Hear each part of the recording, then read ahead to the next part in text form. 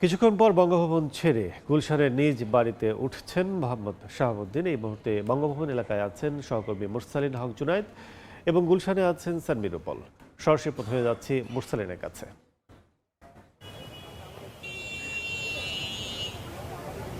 শুক্রবার রাষ্ট্রপতির পদ ছেড়ে দেওয়া মোহাম্মদ শাহাবুদ্দিন আজ রোববার আর অল্প কিছু সময়ের মধ্যেই তার যেই কার্যালয় এবং বাসভবন বঙ্গভবন ত্যাগ করবেন এমনটি কিন্তু জানানো হয়েছিল। এটি জানিয়েছিলেন সদ্য বিদায়ী যে রাষ্ট্রপতি শাহাবুদ্দিন, তিনি নিজেই বলেছিলেন যত দ্রুত সম্ভব তিনি এই বঙ্গভবন ছেড়ে দিবেন। এবং তারই প্রেক্ষিতে এখন পর্যন্ত যে বিষয়টি দেখা গিয়েছে যে বঙ্গভবন এলাকা ঘিরে যে আইনশৃঙ্খলা বাহিনীর যারা রয়েছেন তারা কিন্তু তৎপর রয়েছেন এবং পাশাপাশি গণমাধ্যম কর্মীরাও কিন্তু এই যে তার বঙ্গভবন ছেড়ে যাওয়ার যে সংবাদ সেটি প্রচারের জন্য কিন্তু তারাও এখানে আছেন। সব কিছু মিলে যেটি বলা যায় যে বিধান অনুযায়ী, আইন অনুযায়ী রাষ্ট্রপতির পদ ছেড়ে দেওয়ার পরেও 1 মাস সময় কিন্তু বিদায়ী যিনি দায়িত্ব পালন করেছেন রাষ্ট্রপতি হিসেবে তিনি বঙ্গভবন অবস্থান করতে পারেন। তবে এই জায়গাটিকে যত দ্রুত ছেড়ে দেওয়া যায় সেই দৃষ্টিকোণ থেকেই মোহাম্মদ শাহাবুদ্দিন তিনি বঙ্গভবন ছেড়ে যাওয়ার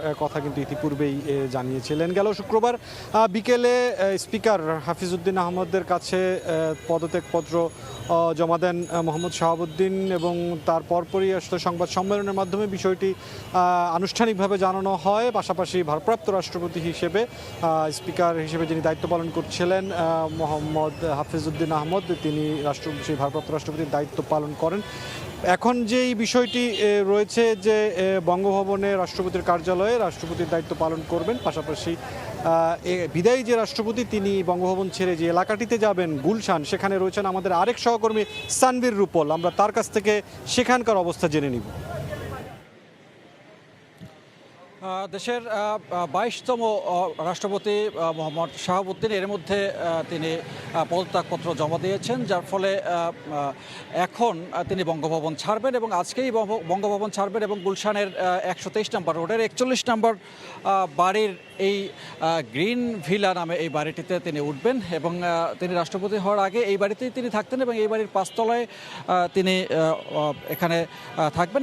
এর মধ্যে সকাল থেকে আইনশৃঙ্খলা বাহিনীর সদস্য তারা এই জায়গাটির পুরো জায়গাটির নিরাপত্তা ব্যবস্থা বারবারই দেখে নিচ্ছেন এবং রাষ্ট্রপতির ব্যক্তিগত নিরাপত্তা বাহিনী, র্যাবের ডগ স্কোয়াড সহ পুলিশ এবং গোয়েন্দা সংস্থার লোকজনকেও আমরা আশপাশে দেখতে পেয়েছি এবং এই পুরো জায়গাটি এখন আইনশৃঙ্খলা বাহিনী তারা এই বাড়িটিকে ঘিরে রেখেছে এবং বাড়িটির নিরাপত্তা ব্যবস্থা কী আছে সেই ব্যবস্থাগুলো তারা বারবারই পর্যবেক্ষণ করছেন।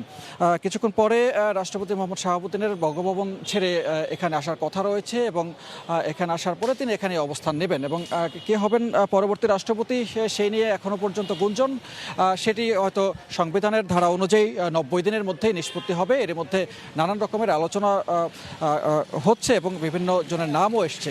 তবে বলতে পারি যে এই রাষ্ট্রপতি মোহাম্মদ শাহাবুদ্দিন তিনি 3 বছর 3 মাসের যে তার সময়কাল, সেই 3 বছর 3 মাসের সময়কাল তিনি তার অসুস্থতার কারণ দেখিয়ে পদত্যাগ করেছেন এবং এই 3 বছর 3 মাসের মধ্যে 3টি সরকার এখনও পর্যন্ত এসেছে এবং আপনি জানেন যে 5ই আগস্টের গণ অভ্যুত্থানের মধ্য থেকে শেখ হাসিনার পতনের পর থেকে রাষ্ট্রপতিকে পদত্যাগ করানোর জন্য নানা রকমের আন্দোলন হয়েছে, আলোচনা হয়েছে, সমালোচনা হয়েছে এবং তার সব কিছু মিলিয়ে তিনি আলোচনা এবং সমালোচনার মধ্যেই তার 3 বছর 3 মাসের দায়িত্ব পালন করেছেন এবং পরবর্তী সময়ে কি হবে সেটি হয়তো দেখার বিষয় এবং এই বাড়িতেই তিনি এসে অবস্থান নেবেন।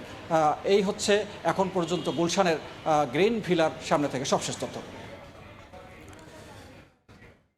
সদ্য বিদায়ী রাষ্ট্রপতির বঙ্গভবন ছেড়ে যাওয়া এবং তার নিজ বাসায় ওঠার বিষয়ে বিস্তারিত জানতে এখন সরাসরি ছিলাম বঙ্গভবন চত্বর ও গুলশানে।